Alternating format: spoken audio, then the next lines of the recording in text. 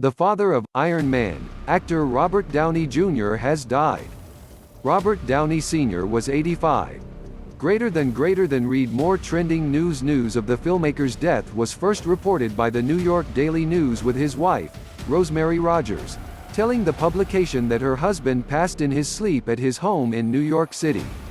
His death was confirmed by Downey Jr. on social media. Downey Sr. had been diagnosed with Parkinson's disease. In addition to being behind the camera for many films, he also appeared in front of the camera in films such as Boogie Nights, Magnolia, and To Live and Die in L.A.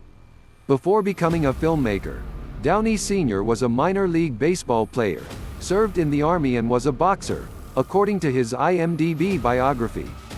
Downey Jr. lived with his father for 3 years, when the actor's parents divorced when he was 13, according to biography. Downey Sr. was said to have introduced his son to drugs when the Iron Man star was a teenager. In an article with People magazine from 1996, Downey Jr. said, "There was always a lot of pot and coke around," adding that the father and son had an emotional bond at the time. "When my dad and I would do drugs together, it was like him trying to express his love for me in the only way he knew how." The article was printed after Downey Jr. had repeatedly been arrested for drug use.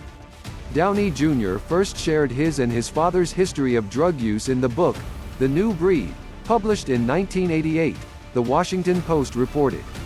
Downey Jr.'s son Indio Downey was also arrested for drug use in 2014. "Unfortunately, there's a genetic component to addiction and Indio has likely inherited it," Downey Jr. said at the time, according to The Washington Post. Suzanne Douglas Actress Suzanne Douglas, who appeared in the sitcom, The Parent, Hood, died July 6. She was 64. Angela Weiss, Getty Images. Copyright 2021 Cox Media Group.